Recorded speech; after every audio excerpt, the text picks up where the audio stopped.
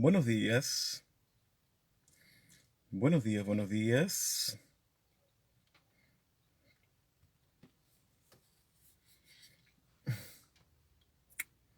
Muy buenos días. Ay, ay, ay, ay, ay, ay. Mm, Tengo una nariz brillante, ¿no? Buen día, Antonia. Bienvenida a su salón de clases, a su salón dialogístico.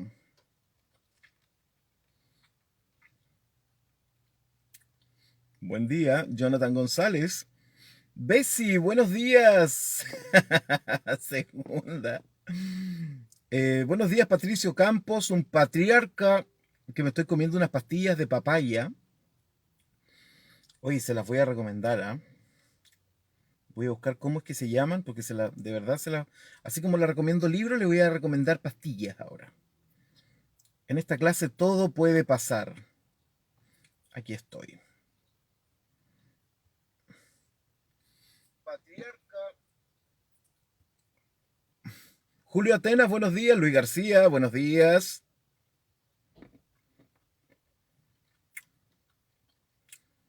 Mm, ¿Cómo es que se llama?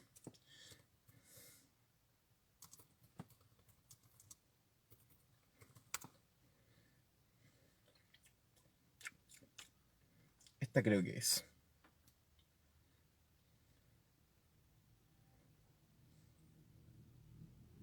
Mm, Esta es. Ya, en el dato freak de la mañana, ¿quiénes han ido? Ah, em, Patricio Campo dice, esas pastillas son para desinflamar la garganta. Oye, hermano, ¿cómo sabes todo eso antes de que yo diga nada? Tienes el don de la profecía. Em, Oye, yo desde hace muchos años, este es mi testimonio, este es parte de mi testimonio. Desde hace muchos años, desde hace 10 años aproximadamente, o mejor voy a contar un poco más atrás porque nos quedan 2 minutos todavía. Hace 10 años, mi santa madre me llevó un rico pescado ahumado a Santiago cuando yo estaba viviendo. Me comí parte del pescado y una espina se me clavó en la garganta. Y fue doloroso. Ay, tengo que enviar el enlace, me lo están pidiendo. Fue doloroso, se me infectó, etcétera. Bueno, desde hace 10 años, por lo tanto, yo todos los años cuando tengo un cambio de temperatura brusco, se me infecta la garganta.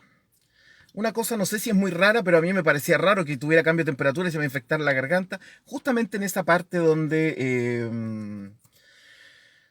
se me había clavado aquella espina de pescado, porque para mentir y comer pescado hay que tener mucho cuidado. Eh,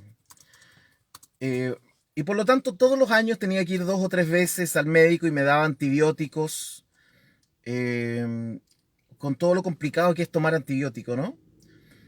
Hasta que un querido amigo, colega pastor, el año pasado me regaló un frasquito de pastillas de papaya que se llama Papaya Chew, Nutrigen, y son pastillas como naturales, ¿no? Y me dijo, mira, la papaya es como un antibiótico natural. Y yo dije, ya, seguro. Ahora me vas a recetar flores de Bach. Bueno, el asunto es que desde que tomo estas pastillas, o cuando me empezaba un poco el dolor en la garganta y tomaba estas pastillas, me pasaba el tiro. Y ahora esta semana estuve mal porque me empezó a doler mucho y se me habían acabado las pastillas y estábamos en cuarentena.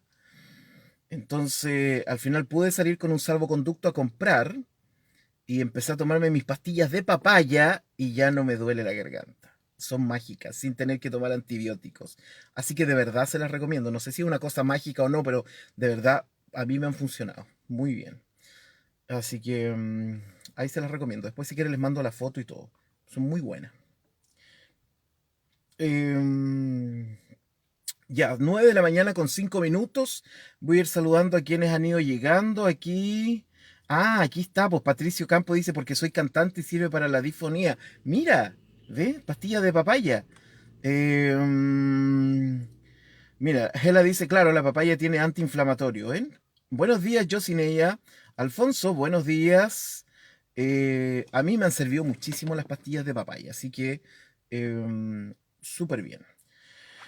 Ok, tenemos muchas cosas que comentar el día de hoy. Les digo al tiro que hoy día no vamos a terminar el capítulo 11. Estuve leyendo los 4 versículos que nos quedaban y dije, no, esto lo vamos a dividir en 2 partes. Nadie nos apura, no tenemos apuro, tenemos pandemia para rato, así que no nos vamos a ir de Romano Móvil todavía. Así que sin apuro vamos a ir analizando y estudiando nuestros textos bíblicos, ¿ya? Cuéntenme si están recepcionando bien la transmisión por Facebook porque a mí se me acaba de caer acá en el computador. Entonces avísenme por favor, voy a cargarlo de nuevo. ¿Cómo estás, Hernán, hermano? Buenos días. Ah, ya, ahí estoy. Ahí estoy. Ya, lo primero, es lo primero. Navidad. Quiero zapatillas. Hola Gabriel, buenos días. Ah, ya, todo bien, perfecto. ¿Qué les pareció? Bueno, estuve averiguando un poquito más y encontré una noticia de estos Jesus Shoes, ¿cierto? Estas zapatillas Jesus, em, que al parecer son como una especie de experimento, ¿no? No las produjeron en serie. Parece que fueron solo un par, y ese par, eh, o sea, sí, sí, hay apuro para terminar esta cosa, hay apuro, Hernán. Bueno, es un par nomás, ¿ah? Que por lo menos una noticia decía eso, que era un par que le pusieron, el agua bendita era agua del río Jordán, ¿no? Y le pusieron un crucifijo ahí en donde se amarran las zapatillas y alguien las compró como por $1.200 y la vendieron como por $3.200, ¿no? Pero al parecer no son para producción en serie, sino que son simplemente para una cosa especial. Ahora, claro que sí, ¿no? ¿Cómo está Maggie? ¿Cómo está Carla? Están llegando ya todos los compañeros y compañeras de este, no voy a decir compañeres, olvídense, en esta clase esa E final no la vamos a incorporar. Prefiero decir todos y todas, pero en esta clase no se incorpora esa letra final, simplemente por una cuestión cacofónica, ¿no? Entonces, así que parece que no se producen en serie las zapatillas, así que si me querían comprar de regalo para Navidad, no. Lo otro es que no uso zapatillas. De hecho, siempre uso los mismos zapatos. De hecho, siempre uso la misma ropa, si se habrán dado cuenta, pero la lavan, ¿ah? Se lava. O sea, yo si había algo que admiraba de Steve Jobs era que tenía su armario lleno de las mismas poleras y los mismos jeans y las mismas zapatillas, ¿no? Qué maravilloso. Y no es porque me crea Einstein ni nada por el estilo, pero no hay nada más cómodo que ponerse siempre la misma ropa, por lo menos para mí. Algo que hemos discutido hasta la saciedad con mi esposa, eh, porque ella no pertenece a esa cofradía de eso, pero bueno, no sé si es una cosa. Y acá, Alfonso, dicen que producirán 144 mil pares de zapatillas. Justo, ¿ah? Justo, o sea, nosotros en este curso, yo les voy a exigir en este curso que tengan un par de esas zapatillas con agua bendita. Bueno, antes de iniciar la clase, me preguntaba eh, la canción de entrada, pucha Antonia, no puedo colocarlo porque ayer les contaba que coloqué ese clásico el otro día y YouTube me reclamó al tiro el derecho de autor. Está bien, ¿no? Así que no voy a poder. Si quieren se las canto yo. It's now or never. Pero no vamos a poder. Ya, bueno, me preguntaban hace un rato atrás acerca, porque yo les mandé un mensajito al grupo de Eclesiastés, ¿cierto? Cuando yo les decía, ¿se acuerdan hace tiempo atrás cuando hablamos de que en el país del norte transformaron a Jesús en un logo? Bueno, el tema de las zapatillas es de alguna forma, caricaturización de eso, pero que esconde de alguna manera ciertas verdades respecto de esta cuestión, ¿no? Miren, yo les voy a contar algo que queda entre nosotros, ¿no? Transmitiendo por Facebook. Em,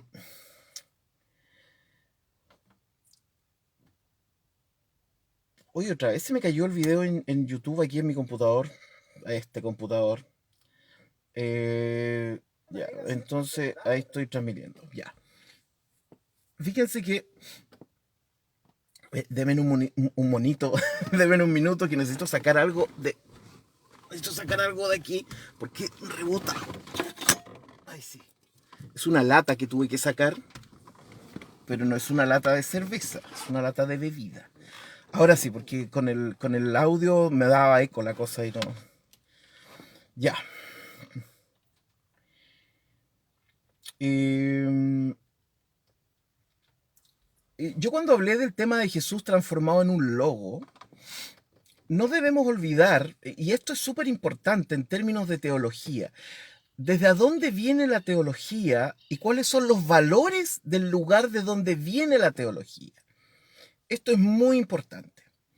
Fíjense que los grandes imperios a lo largo de la historia han adoptado ciertas religiones, ciertas espiritualidades, ya sea para apaciguar, ¿cierto?, a los países o las tribus conquistadas, pero sea como sea, cuando un imperio adopta una religión determinada, olvídense que tiene que ver esto con razones espirituales, ¿no? Cuando un imperio adopta una religión determinada, usualmente esto tiene características políticas y características económicas, ¿ya?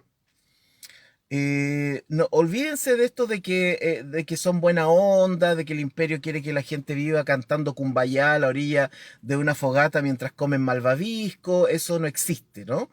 Cualquier cuestión, sobre todo en términos de religión, que un imperio tome desde la antigüedad hasta nuestros días, tiene que ver con dos razones: razones políticas y razones económicas, ¿ya? Con Estados Unidos no ha sido la excepción, y decir que es un imperio ni siquiera es una cuestión, digamos, de son los más poderosos en el mundo, digamos, ¿no? Y se imponen, ¿no? Su idioma se impone, su economía se impone, ellos vetan lo que quieren vetar, si quieren participar, participan, si no pescan la pelota y se la llevan para la casa, etcétera, etcétera, invaden cuando quieren. O sea, no decir que es un imperio no estaría mal, ¿no? Por lo tanto, Estados Unidos, cuando adopta la religión cristiana, no es porque sean buenos, ¿ya? Sino porque hay connotaciones políticas y connotaciones económicas en esta cuestión. Entonces, ¿de dónde creen ustedes que surgen todos los discos cristianos? Prácticamente el 90% de la música cristiana, excepto Brasil, ¿no?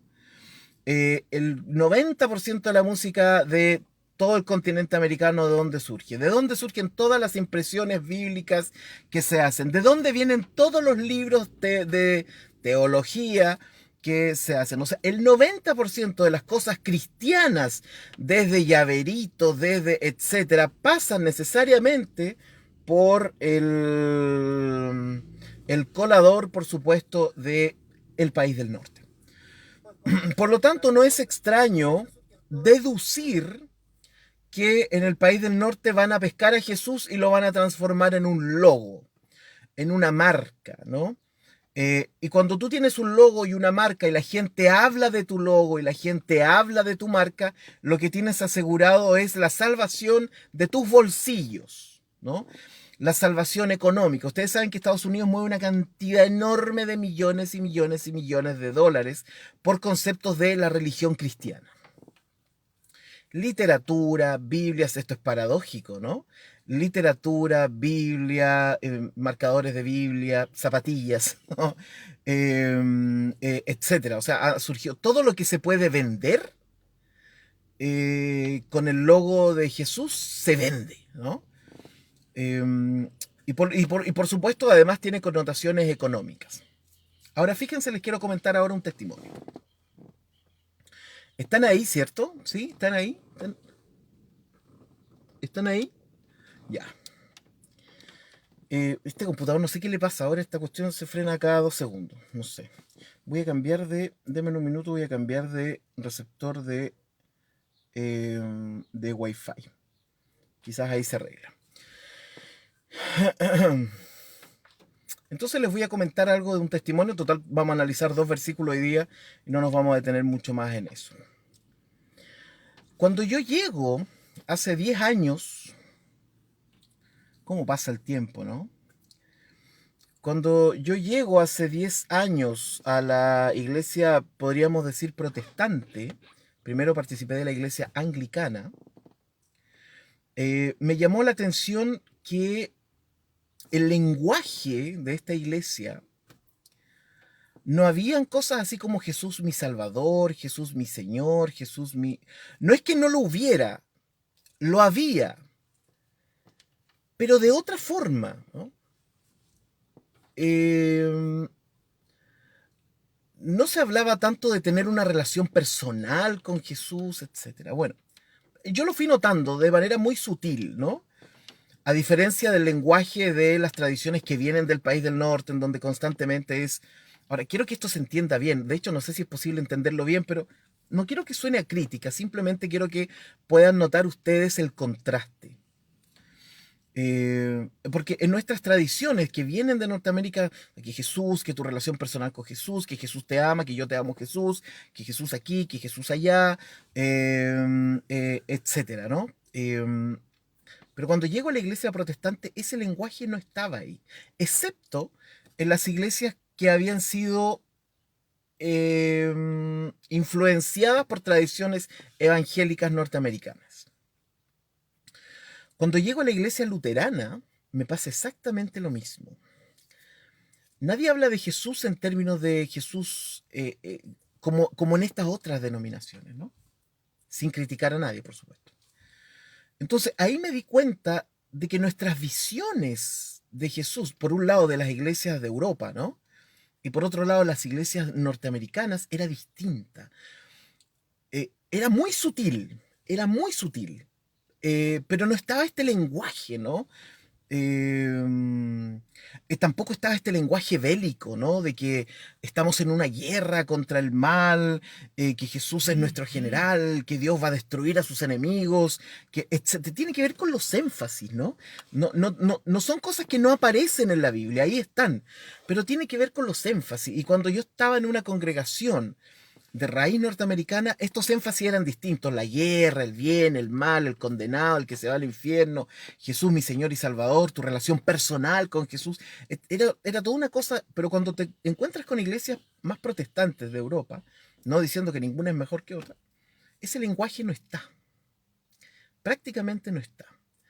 Entonces eso te lleva a pensar que efectivamente nuestras formas de relacionarnos con Jesús son distintas, ¿no? Y lo dejo ahí nomás, ¿no? No estoy diciendo quién es mejor ni quién no, ¿no? Porque cada uno se relaciona además con Jesús desde su propio ser, ¿no? Pero sí quería colocar ese punto, ¿no? Por eso cuando yo hablo de que el país del norte, ¿no? El Vaticano de allá, ha transformado a Jesús en un logo, a mí me ocurre eso, ¿no? Yo siento que a veces este lenguaje de los buenos y los malos, ¿no? La iglesia somos los buenos, los que no están en la iglesia son todos los malos, y que es el mismo lenguaje que se ha llevado ahora al extremo de la política, ¿no? Nosotros somos los buenos, los otros son los malos, la economía del libre mercado es buena, el comunismo es malo, etcétera. O sea, esa misma caricatura que nos trajeron desde el otro lado, ahora muchas iglesias se compraron todo el pack y terminan repitiendo el mismo discursito, ¿no? De quiénes son los buenos y quiénes son los malos, ¿no? Sin embargo, en la teología que viene del otro lado del charco, como suelen decir los españoles, ¿no? La teología que viene del otro lado del charco no es así, no tiene esos énfasis. No hay guerra, quizás porque tuvieron 2 guerras mundiales, ¿no? No está este Dios de la guerra, Dios de la destrucción, Dios de la ira, Dios del castigo. Ese lenguaje prácticamente no está. Y tampoco está esta cosa de relacionarte con Jesús de esa manera, ¿no? Ni siquiera yo sabría cómo describirla. Pero no sé si ustedes seguramente me entienden qué es lo que quiero decir, ¿no? ¿Dónde está el énfasis? ¿Dónde está la sutileza, ¿no? La pequeña diferenciación cultural entre estos dos elementos. Bueno, si quieren colocar algún comentario ahí, también lo pueden hacer. Entonces, todo esto a raíz de las zapatillas con agüita del río Jordán. Entonces uno tiene que tener cuidado, creo yo, y esto no es consejo, por supuesto, yo no les doy consejo en esta clase. Em, Personalmente yo tengo cuidado de cuando estoy escuchando cierto lenguaje, ¿no? Cierto lenguaje que puede parecer muy cristiano, pero la verdad es que es un lenguaje cultural, no cristiano. Y ahí uno tiene que hacer la diferencia. Lo que yo estoy consumiendo del cristianismo, ¿es cristianismo de Jesús o es cultura del país del norte? Esa es la gran diferencia. ¿Ya? La música que estoy escuchando yo, ¿es música que me lleva a Dios o música que me emociona, como todas las cosas que vienen del país del norte buscan emocionarme? Porque las cosas que emocionan son las cosas que compro, ¿no? Si algo no me emociona, no lo compro. ¿Por qué creen entonces que gran parte de la musicología, a veces que viene de esos lados, busca emocionarnos, ¿no? Las famosas cuatro notas, ¿cierto? No sé, la menor, do, fa y sol, por ahí, sol, re, la menor y do, por ahí estaba mejor, ¿no? Las famosas cuatro notas que nos provocan emoción, que está en todos lados. Yo hace años, no, hace años, hace meses, les recomendé, por ejemplo, un documental que está en Netflix que se llama I Am Not Guru, que es de Tony Robbins, un coach internacional, un gallo que gana millones y millones y millones, es coach. Resulta que en este documental que se llama I Am Not Guru, que es muy bueno por lo demás, si ustedes se fijan la dinámica, porque él tiene como retiros de una semana que cuestan miles de dólares, ¿no? Y él tiene una especie de retiro. Ahora, ustedes vean ese documental y se van a dar cuenta que ese retiro que hace un coach internacional, que no tiene nada de cristiano, el retiro, nada, nada, si ustedes lo ven, escuchan la música, escuchan la dinámica, es un culto. ¿Qué quiere decir eso? Que hay una fórmula del éxito para emocionarte y finalmente para venderte algo. Eh, Así es. Bueno, vamos mejor al texto, ¿no? Eclesiastés capítulo 11. Miren, les he recomendado pastillas de papaya hoy día en la mañana. Hemos, hemos hablado acerca de las zapatillas con agua del río Jordán. ¿Cuántas cosas podemos decir en esto? Y no llegó mi querido amigo Manuel Naranjo. A ver, a ver, a ver, a ver. No, creo que no. Porque quería recomendar su libro, pero quiero que él esté presente. Aquí tengo su libro. Me lo regaló el otro día. Se llama Ejercicios Vacíos. Y quería leer algo de aquí, pero cuando esté él, sobre todo si me da permiso, ¿no? Antonia dice, ¿será por eso que cuando alguien predica solo lo consideran bueno si hace llorar y provoca la emoción en la iglesia? Claro, tenemos un tema con la emoción. Miren, les voy a dar otro ejemplo para que vean la diferencia entre la cultura cristiana norteamericana y la cultura cristiana europea. Eh, si ustedes buscan música cristiana hoy día, ¡pum! ¿No? Hillsong y todos los demás, a uno se le paran los pelos. Está hecha, esa música está hecha para provocarnos emociones rápidas. El lenguaje que ocupa, la persona gramatical que ocupa y los sonidos ambientales que ocupan están hechos para provocarnos emociones veloces, ¿no? Si tú preguntas, por ejemplo, a un luterano, dime una música espiritual.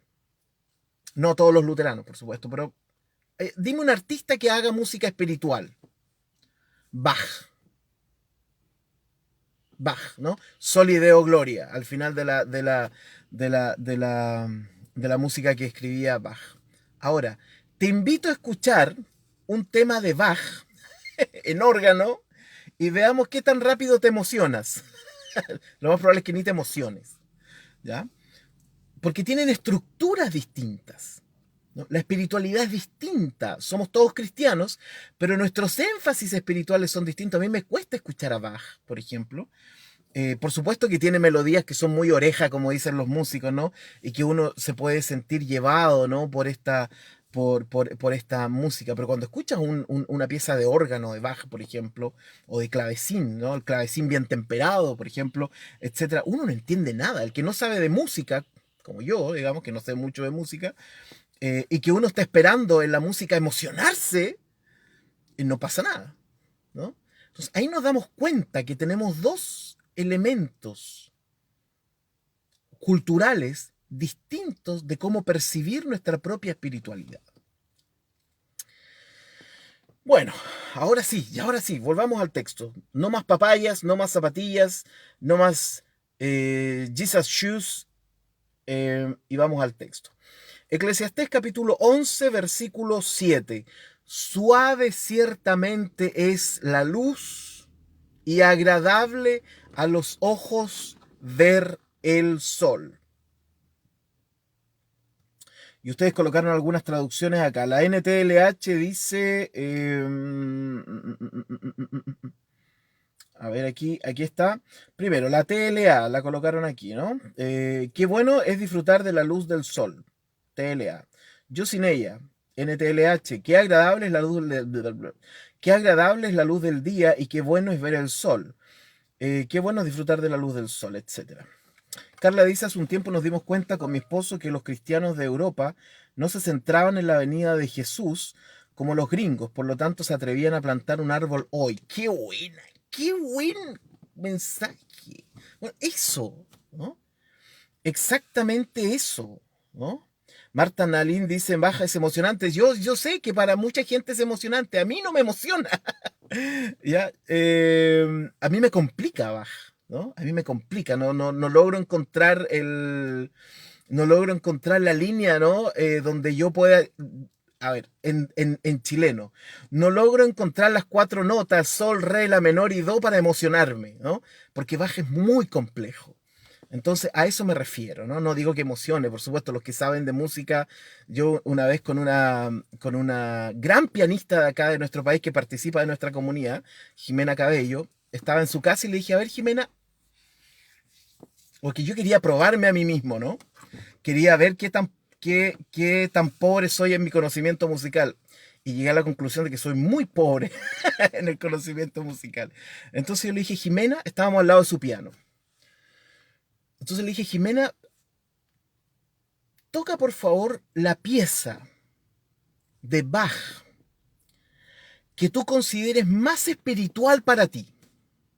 Más espiritual. O sea, a mí me colocas océanos. Tu voz me llama al azar. O sea, tú me pones océano y la pera me empieza a temblar al segundo. Entonces, yo le dije a la Jimena, por favor toca algo que para ti sea lo más espiritual que encuentres en Bach. Bueno, Jimena es maestra de maestros. Se mandó una pieza, como es 4 minutos, y yo veía como ella estaba emocionada con esto, y como ella la profundidad y todo, y yo no me pasó nada, ¿no? Por la complejidad de la pieza. Entonces, claro, esto tiene que ver también con cuestiones muy personales, ¿no? Entonces, así como para algunos el librito Nuestro Pan Diario les sirve para su vida espiritual, para otros nos servirá acercarnos al texto cuneiforme, no sé, ¿no? Pero pasa como eso, ¿no? Nuestras complejidades son distintas en cada uno de nosotros, ¿no? Em, Exacto, Danilo, sí. En mi caso, en esta conversación espiritual sería, para mí en ese momento era algo que me tocara la fibra profunda, ¿no? No que me impresionara, sino que me tocara la fibra profunda, ¿no? Eh, entonces, pero eso es porque yo doy cuenta de que yo vengo de una tradición en la cual las cuatro notas te hacen llorar, ¿ya? Yo vengo de esa tradición. No me desagrada esa tradición, disfruto esa tradición. Mi relación con Dios es una relación muy emocional también, ¿no? Así que, bueno, han puesto hartos comentarios aquí. Eh, Ahora, mi punto era ese, un poco lo que decía Carla, ¿no? Por eso sería interesante, podría haber un libro, ¿no? Yo los reto, los invito, ¿no? Podría haber un libro que compare estas dos teologías, cómo nos acercamos al cristianismo y a Jesús. Podrían haber tres teologías, ¿no? Desde el punto de vista norteamericano, que es el mayoritario, desde el punto de vista europeo, con sus propios énfasis, y por qué no uno desde el punto de vista de nuestra cultura indígena, ¿no? Cómo nos acercamos, qué cosas nos emocionan, qué cosas consideramos espirituales, cuáles son nuestros énfasis. Lo que dice Carla, ¿no? esta escatología norteamericana de que el mundo se va a acabar, de que el mundo se va a acabar, que cuando uno escucha los discursos políticos, diría, no, que el mundo se va a acabar, que vienen los comunistas, eso es puro norteamericanismo, ¿no? Entonces, sería interesante hacer esa comparativa, ¿no? Porque hay gente que piensa que ha aprendido es el Evangelio, y no, es evangelios. Es una forma de entender el evangelio. Bueno,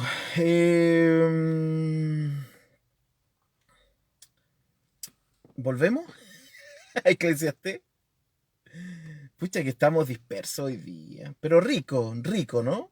No, no era esta la página, pues era esta. Ya, sí, suave, suavemente. Me acordé de una canción. ¿Qué hereje? Ya, versículo 7. Suave ciertamente es la luz y agradable a los ojos ver el sol. Eso dice, ¿no? El texto hebreo dice, Umatok Haor. Umatok Haor Vetov Lainaim. Y bueno para los ojos, Lirot, ver et Hashemesh, el sol, ¿no? Ahora, analicemos eso. Ahí sí. Yo traduje literalmente así. Dulce es la luz y bueno para los ojos ver el sol. ¿Por qué traduje el dulce? Porque la verdad es que la palabra matok eh, tiene que ver más con la dulzura. De hecho, cuando viene el año nuevo judío, ellos suelen decirse Shana Tova Umetuká, ¿no? Esto significa que sea un buen año y dulce, ¿no? Shana Tova, año bueno, Umetuká, y dulce, ¿no? Y Umetuká viene de Matok, que aquí Reina Valera lo tradujo como suave. Pero yo lo quise traducir literalmente como dulce, ¿no? Ahora usted dirá, pero la luz no es dulce, ¿no? Porque tendría, como lo traduje aquí, ¿no? Dulce es la luz. Ahora, ¿por qué quise traducir dulce? Porque estamos en el mundo de lo espiritual, por decirlo de alguna forma, en la dimensión espiritual, ¿no? ¿Se acuerdan que hace unas clases atrás yo le hablaba de la sinestesia? ¿No? La sinestesia es el trastoque de los sentidos que ocurren usualmente cuando se está en el mundo de lo espiritual, ¿no? En el mundo espiritual los sentidos están trastocados. Los ojos no ven, los oídos no oyen, sino que los oídos oyen, o sea, los oídos ven y los ojos escuchan, por decirlo de alguna forma. La sinestesia está comprobada. No sé si está aquí el psiquiatra entre nosotros, eh, pero, pero la sinestesia es algo que le ocurre porcentualmente a mucha gente en el mundo, ¿no? En donde los sentidos como que se trastocan un poquito.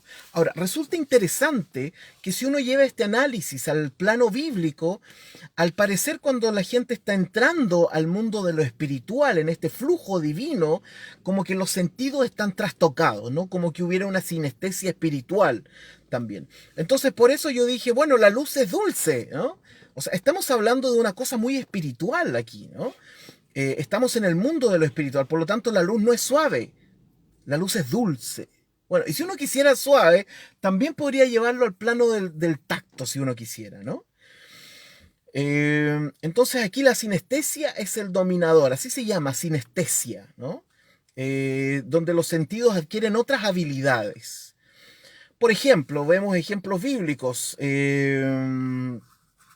Cuando van a elegir a David como rey, llega Samuel, ¿se acuerdan? Y Samuel ve con los ojos. Y claro, estás en el mundo físico. En el mundo físico, si tú ves con los ojos, ves lo que los ojos ven. Y estaban los hermanos de David, ciertos súper corpulentos, ¿no? Con muchos esteroides en el cuerpo, muy macizos, ¿no? Pastores luteranos. Y Samuel, que ve con los ojos, entonces dice, no, aquí no está, po. O deberían ser uno de estos que son grandulones, fortachones, etcétera. No está bien, no está en el mundo, podríamos decir, de lo espiritual, en donde no tienes que ver con los ojos. En el mundo espiritual tú no puedes ver con los ojos, ¿ya? De ahí que yo suelo decir que Dios siempre nos va a perdonar porque Dios no nos ve con los ojos. Claro, yo cuando veo a alguien que hace algo mal, que peca o que comete un crimen o lo que sea, yo veo con los ojos, ¿cierto? Pero es porque estoy en el mundo de lo físico. Pero Dios, que habita en el mundo de lo espiritual, no ve con los ojos, ¿no? Ahí radica la sinestesia. Eso es lo importante de la sinestesia.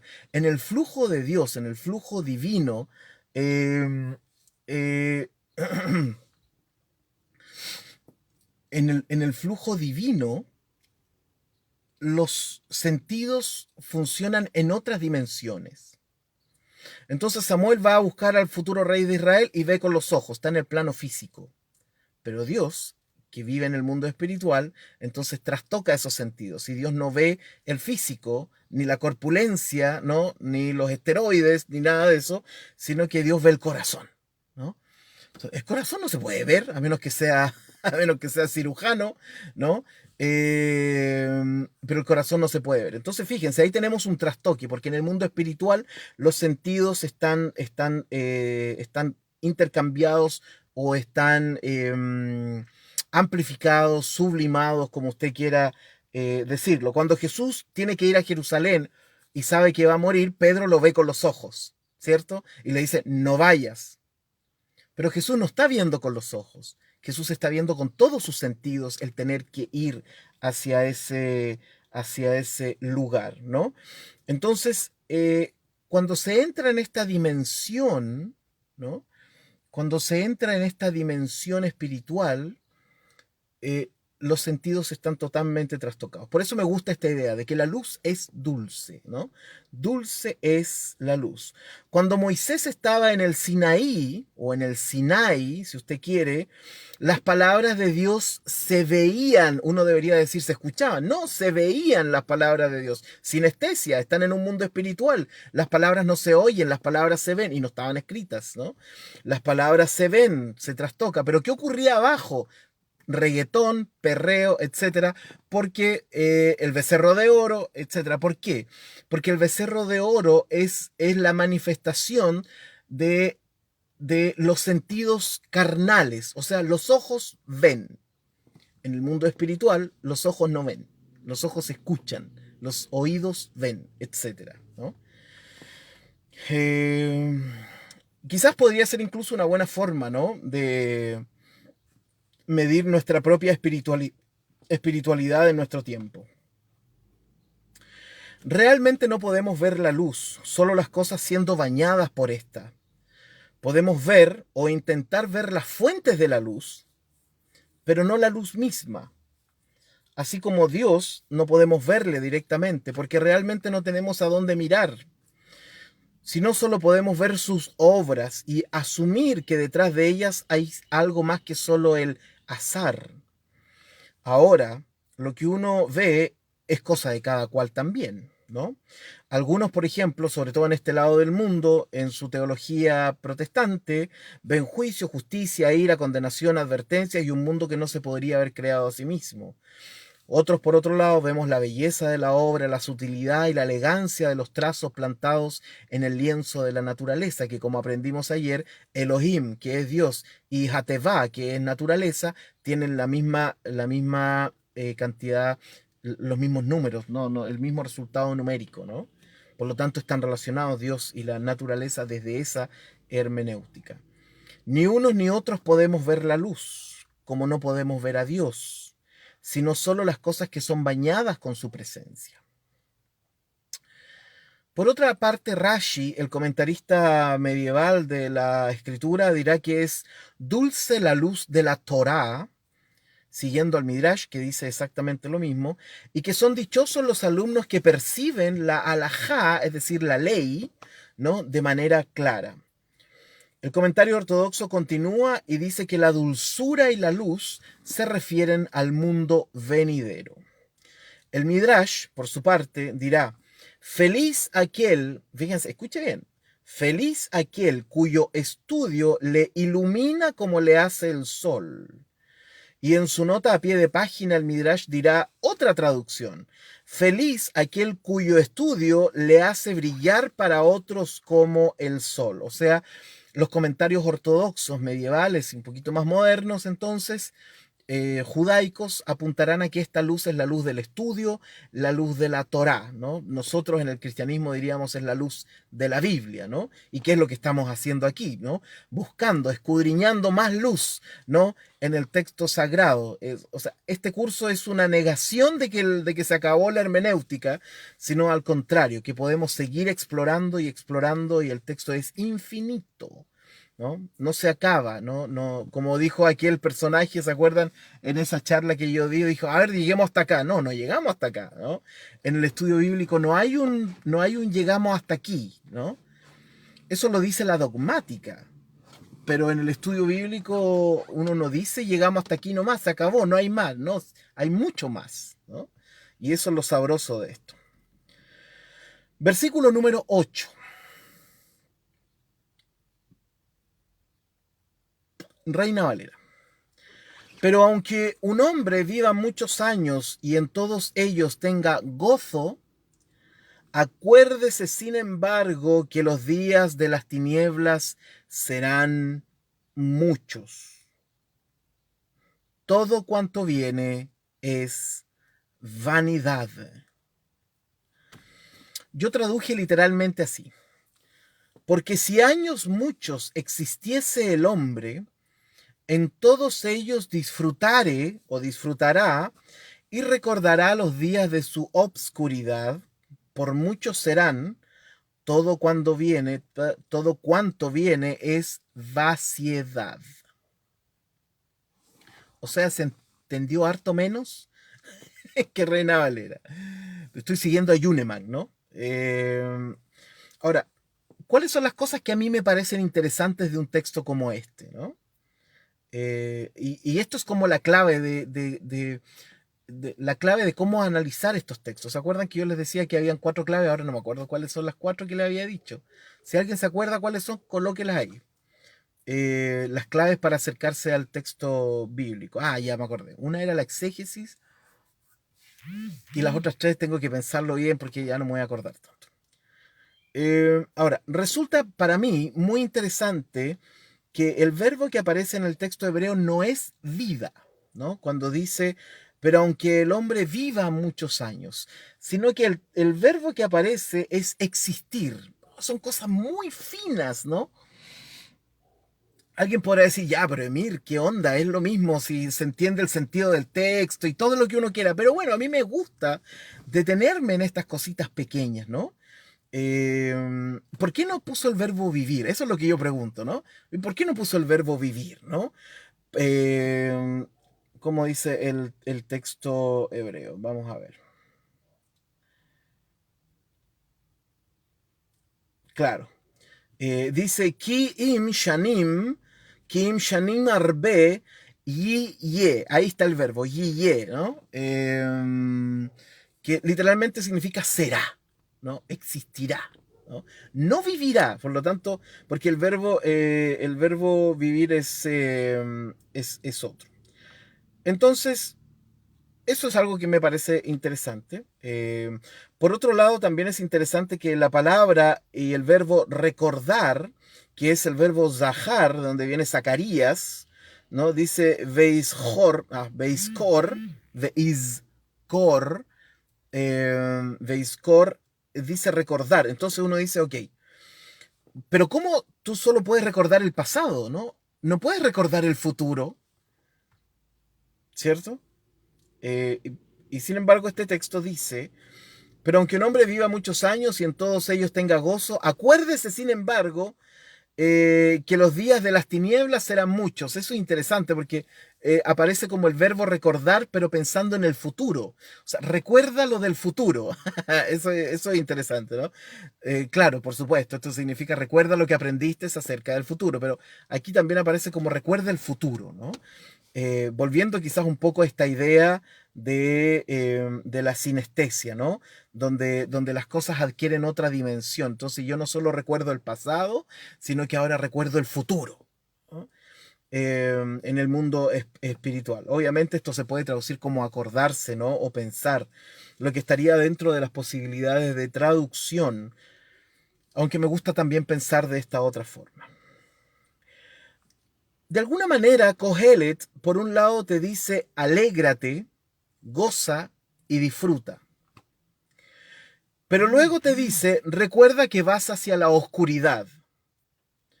Por un lado, uno podría decir que Kohelet es un aguafiestas, ¿no? Que Eclesiastés es un aguafiestas. Que primero nos dice, mira, alégrate, disfruta, come con tus amigos, bebe, etcétera. Arrástrate en el vino.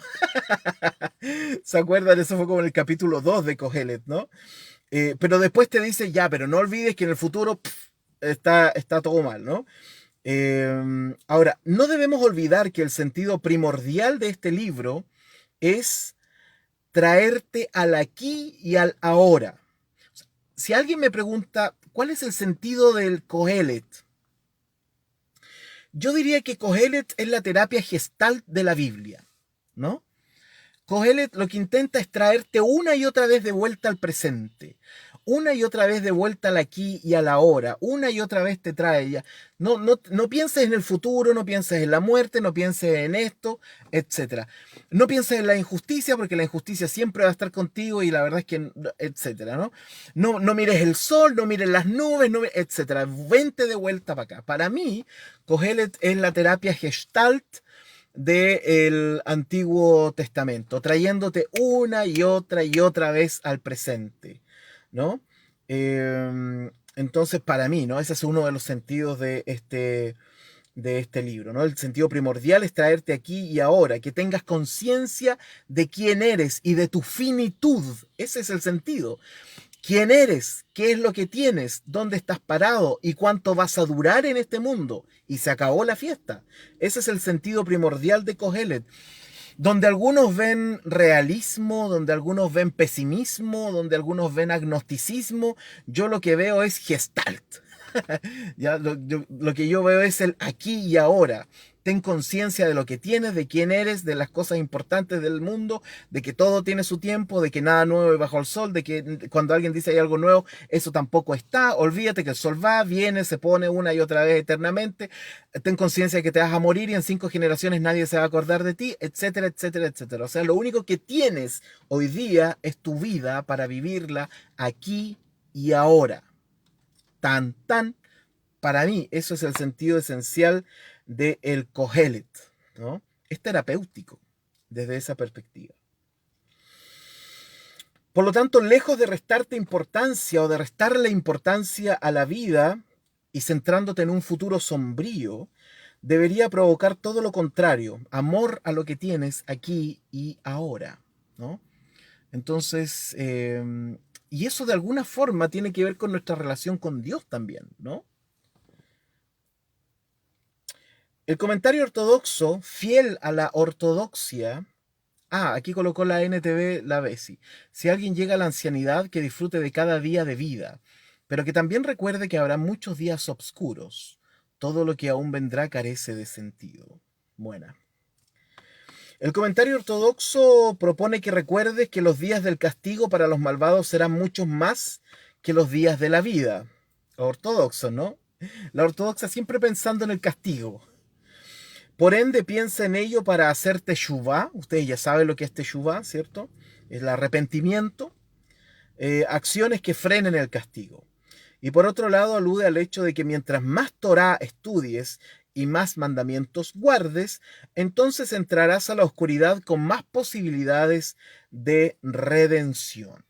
Por otro lado, esta vaciedad futura, este sinsentido, ¿cierto? Este Havel que aparece de nuevo en el futuro, podríamos pensar que es el Sheol, ¿no? El lugar de la oscuridad, el lugar donde habitan las sombras, el lugar donde no hay ni alegría ni tristeza, sino una existencia plana en la oscuridad, ¿no? Eso podría ser también una interpretación del texto.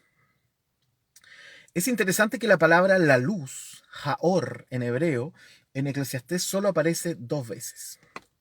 Casi al principio en el capítulo 2 y ahora casi al final en el capítulo 11, ¿no? Esas cosas son interesantes, cuáles son las palabras que más se van repitiendo, ¿cierto? Cuáles son, porque es como cuando uno habla, ¿no? Cuando uno habla, uno puede saber más o menos cuáles son sus temas, ¿no? ¿Cuáles son los temas, sobre todo cuando repite ciertas cosas, etcétera? Bueno, Kohelet, hay palabras que no dicen mucho. La luz, por ejemplo, es una palabra que no dice mucho, pero sí dice otras mucho. Hebel, ¿cierto? Vaciedad, vanidad, vaporidad, etcétera.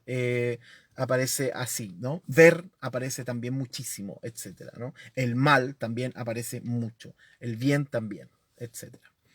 La traducción de la NTLH dice: viva feliz a lo largo de los años de su vida, pero incluso si vive muchos años, recuerde que estará muerto por mucho más tiempo. Todo lo que pasa es ilusión.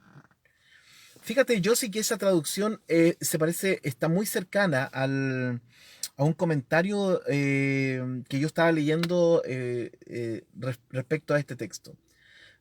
Es muy interesante esa traducción. O sea, lo que está diciendo es terrible, ¿no? Es hermosamente terrible.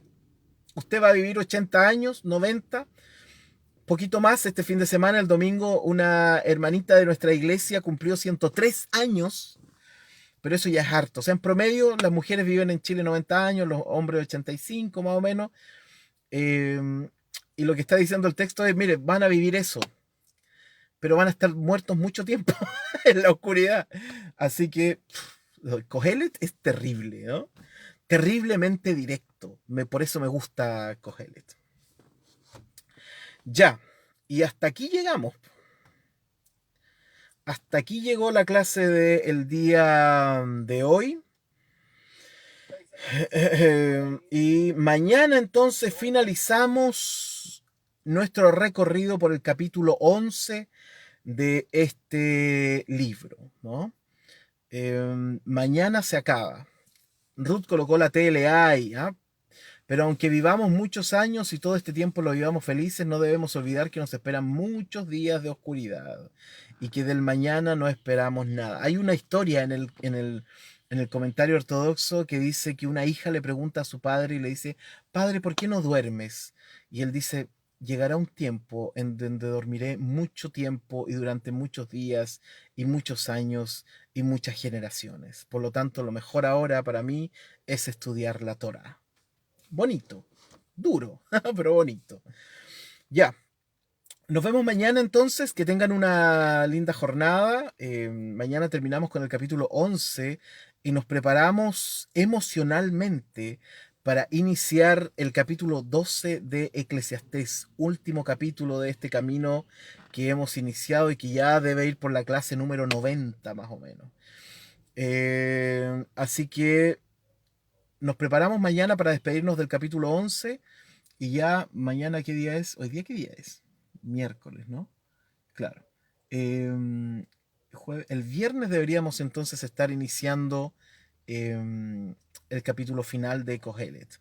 Richard, ¿cómo estás, hermano? Oye, Richard me mandó unas cosas muy buenas. Yo se las voy a compartir después. Se las voy a compartir por Eclesiastés, WhatsApp, etcétera, etcétera, etcétera. Ya, nos vemos mañana. Shalom. Cuídense, ¿no? Bendiciones.